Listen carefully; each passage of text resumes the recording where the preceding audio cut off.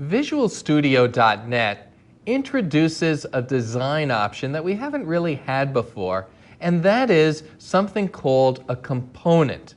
Now, components are similar to controls. You drag a control onto a form like a text box or a button, and it adds a visual interface that you then see on the form. Components act a little differently.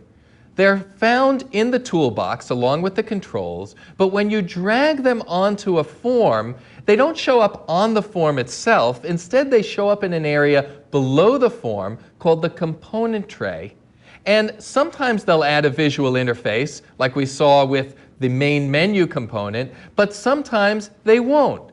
Let's take a look at two very handy non-visual components that you can add to your Windows applications. One is the tooltip component, and the second is the timer. Now, tooltips, of course, are these cute little messages that pop up when you hover over something, and they got their name because tooltips were originally introduced when toolbar buttons were introduced. So if we're looking at a toolbar button and we can't quite figure out what this little picture is supposed to mean, we can hover for a minute and it'll tell us, oh, this one is to increase vertical spacing, this one is to decrease vertical spacing, this one is to remove vertical spacing, and so on. But of course, these tooltips have taken on a life of their own, and they're used all over the place now. For example, if I hover here over the name of this file, I get a big long tooltip giving me the full path to the file.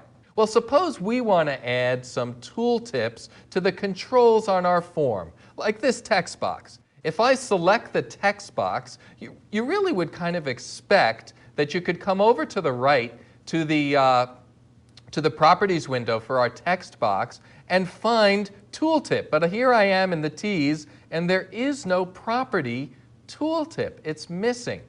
The way tooltips are made available to you in VisualStudio.net, for the most part, occasionally you will find a control that has a tooltip property, but for the most part, you need to add a special component to your form that provides the functionality of tooltips. So let's come over to the left and take a look at the toolbox. Here we have controls like label and link label and button and so on. But what I'm going to do is scroll all the way down, and then we see here we have something called tooltip.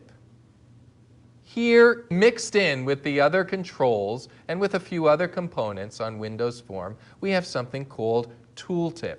If I click this and drag it onto the form, where it ends up is below the form, down in this component tray section.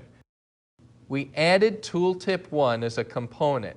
Now, simply having done that, having dragged this over and plopped it here, if I now select the text box and take another look at the properties of the text box and scroll down into the T's, sure enough, we now have a new property that appeared, tooltip on tooltip 1.